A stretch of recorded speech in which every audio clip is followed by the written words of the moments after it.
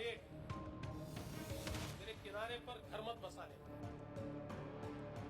मेरा पानी उतरता देख मेरे किनारे पर घर मत बसा लेना, मैं समंदर हूँ लौट कर वापिस आऊँ। मैंने पहले ही कहा था मैं आधुनिक अभिमन्यु हूँ, चक्रव्यूह को भेदना जानता हूँ। हमने चक्रव्यूह को भेदा है और ये कोई मैं पहले भी कह रहा हूँ, वापस कह रहा हूँ, इस विजय में मेरा बहुत छोटा उसमें मैं समझता हूँ कि सहभाग है। एक ये हमारी जो पूरी टीम है, इस टीम ने इस विजय को लाया। लेकिन भाइयों बहनों, जैसे ही आचार संहिता खत्म होगी, जैसे ही महाराष्ट्र में महायुति की शपथ विधि हो जाएगी, मैं महाराष्ट्र सरकार के साथ बैठ करके देवेंद्र जी की इच्छा कैसे पूरी हो, इस बात के लिए काम करूंगा। अब तक हुई कि दिल्ली में आपने नरेंद्र को फिर से बिठा दिया, अब महाराष्ट्र में देवेंद्र को भी उसी ताकत से दोबारा बिठाए। दिल्ली में नरेंद्र और मुंबई में देवेंद्र, ये नरेंद्र देवेंद्र का ये फॉर्मूला बीते 5 वर्षों में सुपर हिट रहा है, सुपर हिट। और आने वाले वर्षों में ये महाराष्ट्र को विकास के नए आयाम पर पहुंचाने वाला है। और आप ये भी मान लीजिए, देवेंद्र और नरेंद्र जब साथ खड़े होते हैं तो 1+1 2 नहीं होता है। नरेंद्र और देवेंद्र जब साथ खड़े होते हैं तो 11 हो जाता है, 11 हो जाता है।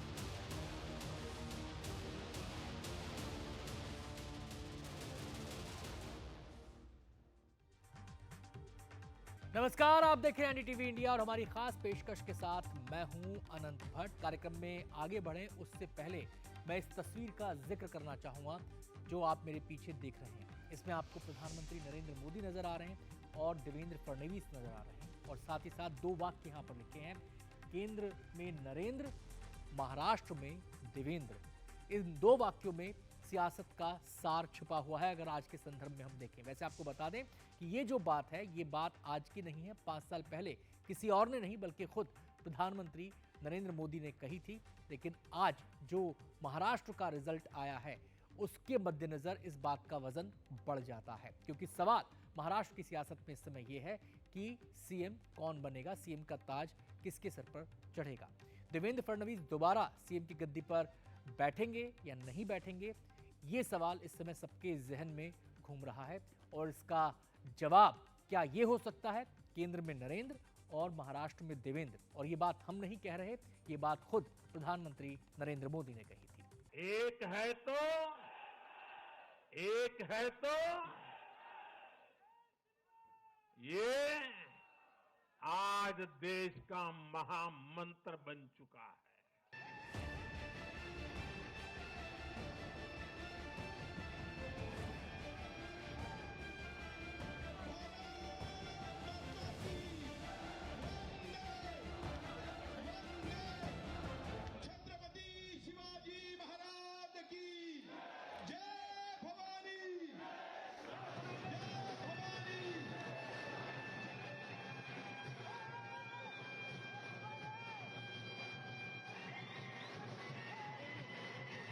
जश्न जीत का है और जीत महाराष्ट्र से मिली। जाहिर है प्रधानमंत्री नरेंद्र मोदी के भाषण में महाराष्ट्र का खास जिक्र होना ही था। आज महाराष्ट्र में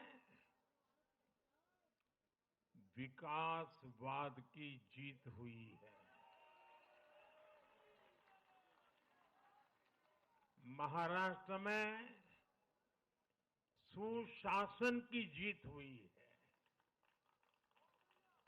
महाराष्ट्र में सच्चे सामाजिक न्याय की विजय हुई है।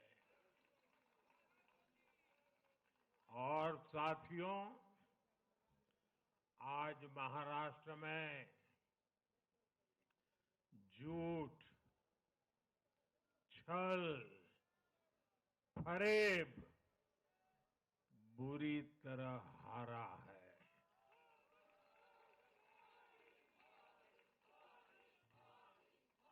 विभाजनकारी ताकतें हारी है।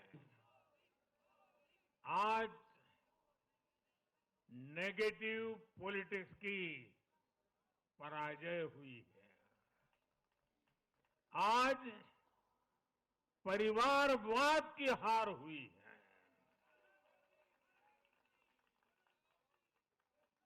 आज महाराष्ट्र ने विकसित भारत के संकल्प को और मजबूत किया है। इसके पहले देवेंद्र फडणवीस ने भी खास तौर पर प्रधानमंत्री के नारे का जिक्र किया और कहा कि पूरा महाराष्ट्र पीएम मोदी के साथ है। महाराष्ट्र की जनता ने जो अप्रत्याशित इस प्रकार की जीत हमको दी है, इससे ये बात पूरी तरीके से स्थापित होती है कि महाराष्ट्र ये प्रधानमंत्री मोदी जी के पीछे है और मोदी जी ने जो नारा दिया था, एक है तो सेफ है, इस नारे को यथार्थ में लाते हुए महाराष्ट्र के सभी समाज के सभी लोगों ने एकता दिखाते हुए महाराष्ट्र में मतदान किया है और इसके कारण ये इतनी अच्छी जीत हमको मिली है। प्रधानमंत्री मोदी ने भी बिना नाम लिए महाराष्ट्र की जीत में खास तौर पर देवेंद्र फडणवीस की भूमिका को याद किया। ये लगातार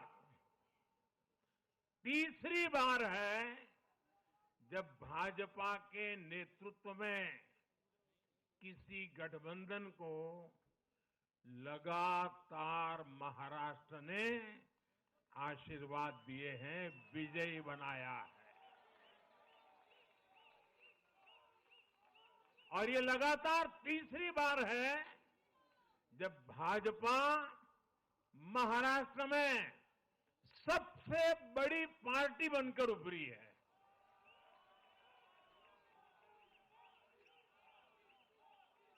साथियों, ये निश्चित रूप से ऐतिहासिक है। ये भाजपा के गवर्नेंस मॉडल पर मुहर है। साथियों, एक और बात है जो आपको और खुश कर देगी। महाराष्ट्र देश का छठा राज्य है जिसने भाजपा को लगातार 3 बार जनादेश दिया है। 60 साल के बाद आपने मुझे तीसरी बार मौका दिया, ये तो है ही है। देवेंद्र फडणवीस के सामने जब सीएम की कुर्सी का सवाल आया तो उन्होंने क्या कहा, ये भी सुन लीजिए। सीएम पद के ऊपर कोई भी विवाद यहाँ नहीं होने वाला, क्योंकि पहले दिन से ये तय है कि चुनाव जब संपन्न होगा तो चुनाव के बाद तीनों पार्टियां मिलकर इसको तय करेगी। हमारे नेता आदरणीय होम मिनिस्टर साहब ने प्रेस कॉन्फ्रेंस में ये बहुत स्पष्ट शब्दों में बताया है कि चुनाव के बाद तीनों पार्टियां बैठेगी और इसका निर्णय करेगी। अभी मैं ऐसा मानता हूं कि हमारे एकनाथ शिंदे जी उनके पार्टी के अध्यक्ष हैं, अजित पवार जी उनके पार्टी के अध्यक्ष हैं और साथ में हमारे पार्टी के जो राष्ट्रीय अध्यक्ष हैं उनको हमारा पार्लियामेंट्री बोर्ड ऑथराइज करता है।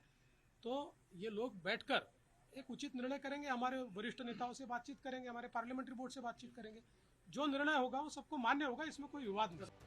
देवेंद्र फडणवीस की पत्नी अमृता फडणवीस से जब एनडीटीवी ने एक खास बातचीत में मुंबई और दिल्ली में किसी एक को चुनने को कहा तो उन्होंने मुस्कुराते हुए जवाब दिया, मुंबई।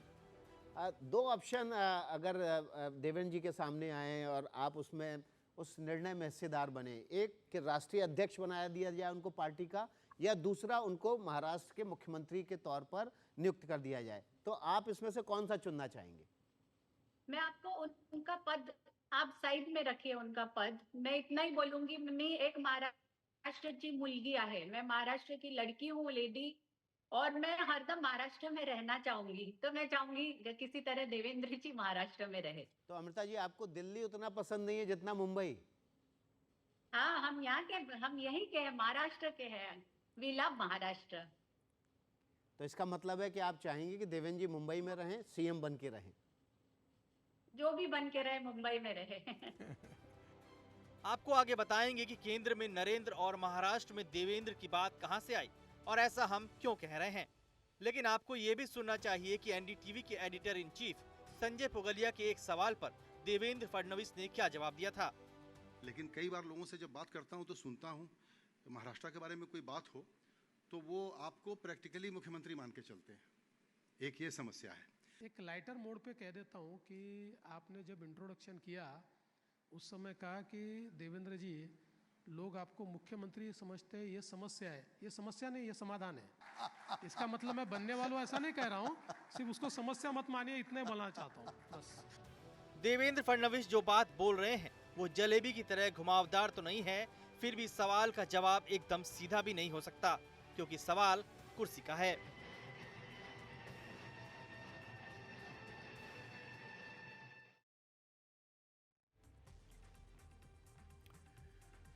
दो 2014 से देवेंद्र फडणवीस के नेतृत्व में बीजेपी ने जीत का जो स्वाद चखा वो अब तक कायम है। और खास बात यह है कि बीते 10 साल में 3 विधानसभा चुनाव महाराष्ट्र देख चुका है और तीनों ही चुनाव में बीजेपी ने 100 का आंकड़ा पार किया है, जो अपने आप में बड़ी बात है। अब जरा तस्वीर का एक और पहलू आपको दिखाते हैं, वो ये प्रधानमंत्री नरेंद्र मोदी ने पहली बार 2014 में सत्ता का स्वाद चखा था।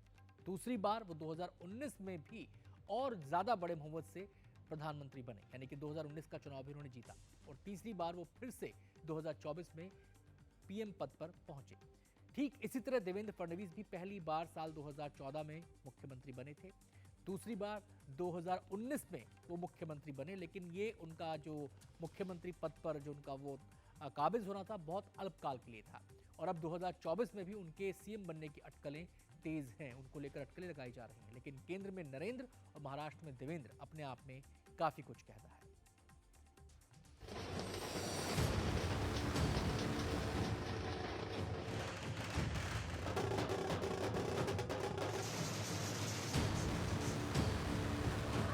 महाराष्ट्र बीजेपी में देवेंद्र फडणवीस का कद बेहद खास है। ये बात पहले भी साबित होती रही है और महाराष्ट्र में मिली शानदार जीत के बाद भी यही देखने को मिल रहा है।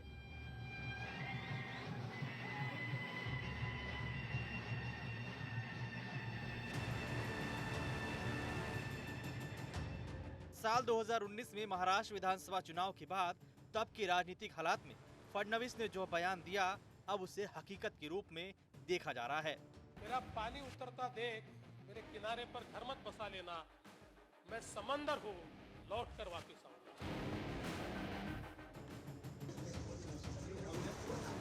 यही वजह है कि महाराष्ट्र में जीत के बाद जब फडणवीस मीडिया के सामने आए तो उन्हें समंदर वाला बयान याद दिलाया गया। क्या देवेंद्र फडणवीस के रूप में समंदर वापस आ गया है? जो लोग घर किनारे पे बसाए थे बह जाएंगे? देखिए, समंदर 2022 में ही वापस आ गया। अभी हम सब लोग मिलकर यहाँ पर सरकार स्थापन करने वाले हैं, इसलिए मुझे लगता है कि कोई अब इसमें बहुत शेरो शायरी करने की आवश्यकता नहीं है। लेकिन इस बार फडणवीस ने कहा कि वो अभिमन्यु है, चक्रव्यूह को भेदना जानते हैं। मैंने पहले ही कहा था कि मैं आधुनिक अभिमन्यु हूँ, चक्रव्यूह को भेदना जानता हूँ।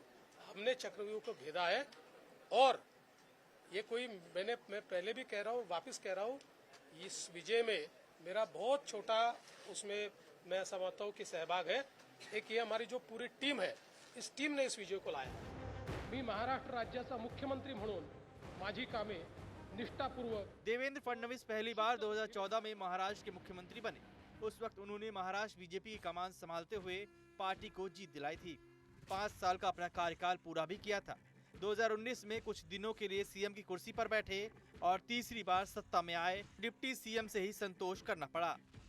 लेकिन इस बीच प्रधानमंत्री मोदी ने अलग अलग मंचों से फडणवीस की तारीफ की और फडणवीस का कद कहीं से कम होता नहीं दिखा। महाराष्ट्र के सबसे ज्यादा घोटालों को जनता के सामने खुले में लाने का अगर सफल प्रयास किसी ने किया है तो देवेंद्र फडणवीस ने किया है। एक सच्चे जनप्रतिनिधि ने कहा है, जितनी बधाई मैं देवेंद्र जी को देता हूं उससे ज्यादा देवेंद्र को जनप्रतिनिधि बनाने वाले नागपुर की जनता को देता हूं। महाराष्ट्र में फिर एक बार महायुति की सरकार बन रही है और बीजेपी सबसे बड़ी पार्टी बनकर उभरी है। हम इस वक्त दक्षिण मुंबई में राज्य बीजेपी मुख्यालय के बाहर हैं और यहाँ पर सुबह से ही जश्न का माहौल है। मेरे साथ कुछ बीजेपी कार्यकर्ता मौजूद हैं। अब इनसे हम उस सवाल का जवाब लेंगे जो इस वक्त सबके जहन में है कि आखिर महाराष्ट्र का अगला मुख्यमंत्री कौन होगा। तो हम इनसे जानना चाहेंगे कि इनकी चॉइस क्या है, महाराष्ट्र का अगला मुख्यमंत्री कौन होना चाहिए। आप बताइए। देवेंद्र फडणवीस जी हमारे मुख्यमंत्री होंगे और उसी वजह से कार्यकर्ताओं ने मेहनत करके 130 सीट लगभग लाया है, तो उसका हम फायदा लेंगे और हमारे ही मुख्यमंत्री देवेंद्र फडणवीस होंगे। जी, आपका क्या सोचना है? देखिए, सबसे पहले तो धर्म युद्ध का ऐलान देवेंद्र जी ने किया था। अभी धर्म युद्ध हो चुका है। हम बटे नहीं तो कटे नहीं, एक थे इसलिए सेफ हो गए। तो पूरा महायुति का ये विजयी है और महायुति में भी भाजपा का मुख्यमंत्री बनेगा। अगर आप वैयक्तिक तौर पे मेरी पसंद पूछते हो तो देवेंद्र जी ही बनेंगे, क्योंकि आज सिद्ध हो गया है कि महाराष्ट्र का चाणक्य सिर्फ एक ही है, वो है देवेंद्र जी। आपकी पसंद कौन है? देवेंद्र जी हमारी पहली पसंद है और कोई नहीं है टक्कर में, क्यों हो तुम चक्कर में। अरे वाह वाह वाह। हमारे जी नेतागण वरिष्ठ महाराष्ट्र के देवेंद्र जी है। देवेंद्र जी ही सीएम पद के दावेदार है।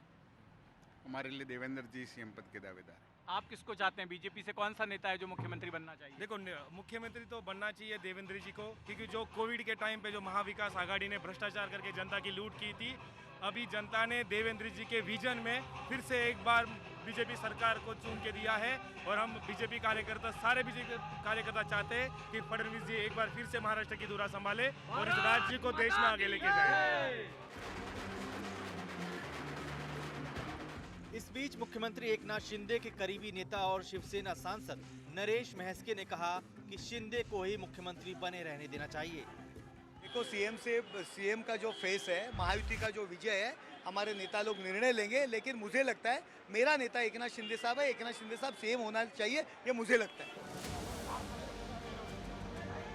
हमने केंद्रीय मंत्री और महाराष्ट्र में बीजेपी की सहयोगी आरपीआई के अध्यक्ष रामदास अठावले से भी पूछा कि मुख्यमंत्री कौन बनेगा, और अठावले ने इसका अपने ही अंदाज में जवाब दिया।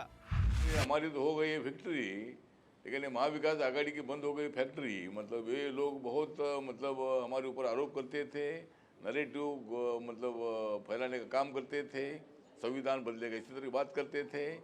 तो हमें बहुत अच्छी सफलता मिली है और अभी मुख्यमंत्री कौन बनेगा ये तो अभी कल तक मालूम हो जाएगा।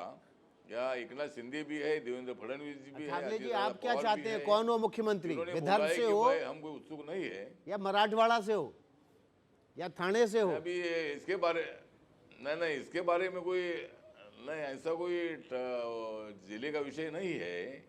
लेकिन हमारे मुख्यमंत्री के दावेदार एकनाथ शिंदे भी है, देवेंद्र फडणवीस भी है, अजित दादा पवार भी है।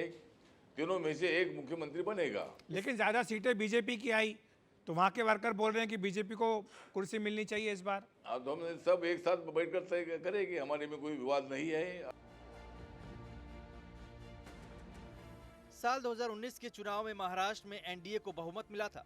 5 साल पहले का वो चुनाव बीजेपी और शिवसेना ने साथ मिलकर लड़ा था, लेकिन तब दोनों ही पार्टियों के बीच मुख्यमंत्री पद को लेकर समझौता नहीं हो सका और गठबंधन टूट गया। इसके बाद शिवसेना ने कांग्रेस और एनसीपी के साथ मिलकर सरकार बनाई और उद्धव ठाकरे महाराष्ट्र के मुख्यमंत्री बन गए थे, जिसके बाद शिवसेना के एकनाथ शिंदे ने बगावत का झंडा उठाकर बीजेपी के साथ सरकार बना ली थी। इसके बाद बीजेपी को मुख्यमंत्री पद से समझौता करना पड़ा था और देवेंद्र फडणवीस को डिप्टी सीएम पद मिला था।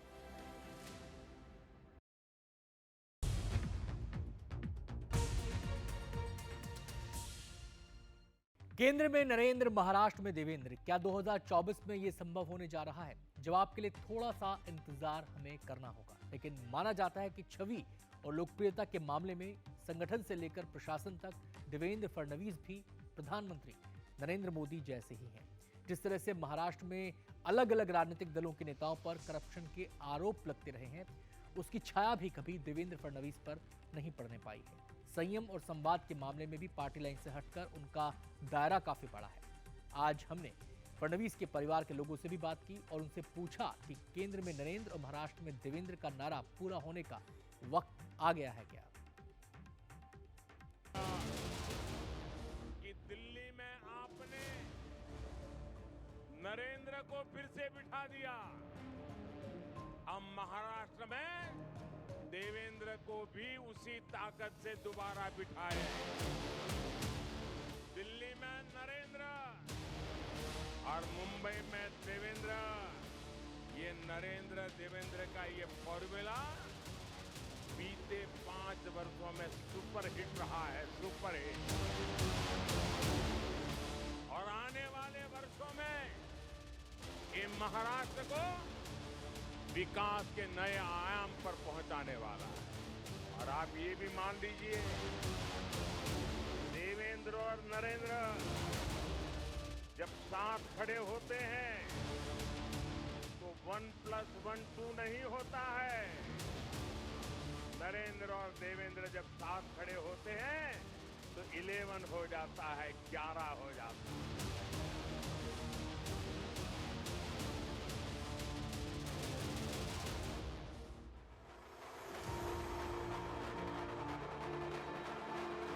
राजनीति में 1+1 कभी 2 नहीं होते।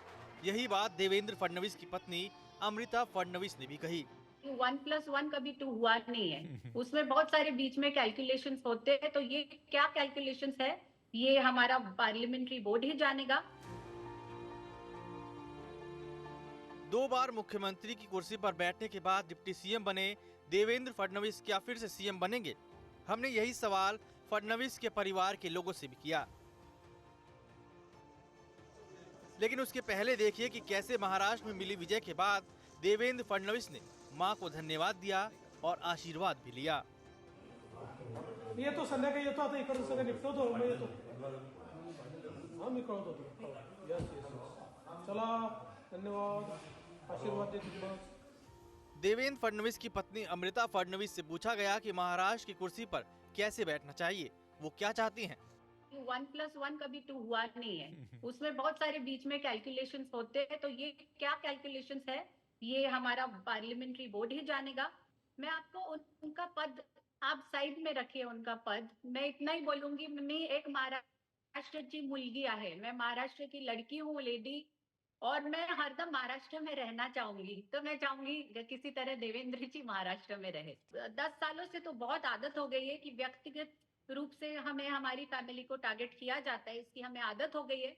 पर हमें ये भी एक दृढ़ निश्चय है मन में कि जो हमारे महाराष्ट्र के लिए, लोगों के लिए अच्छा होगा, वो देवेंद्र जी पार्टी करते जाएगी, रिस्पेक्टिव वो किसी को भी टारगेट करे, चाहे देवेंद्र जी हो, मुझे हो, मेरी बेटी को हो, हमें उससे कोई फर्क नहीं पड़ता। जब तक महाराष्ट्र का भला होता हो, हम किसी भी सूली पे चढ़ने के लिए तैयार है।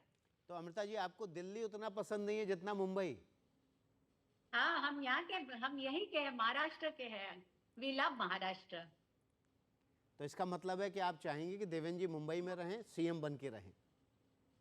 जो भी बन के रहे, मुंबई में रहे। नागपुर में देवेंद्र फडणवीस के बड़े भाई आशीष फडणवीस ने एक खास बातचीत में कहा कि जीत बहुत बड़ी है, देवेंद्र फडणवीस को सीएम बनना चाहिए। जो रिजल्ट आया है उसके बाद में मेरे हिसाब से इस प्रश्न का उत्तर काफी साफ है कि देवेंद्र जी ही मुख्यमंत्री होने चाहिए। आशीष फडणवीस आमतौर पर मीडिया से दूर रहते हैं, लेकिन महाराष्ट्र में भाई को मिली जीत के बाद उन्होंने चुप्पी तोड़ी। घर और बाहर हर जगह देवेंद्र फडणवीस के लिए शुभकामनाएं हैं। उम्मीद है मौका भी है।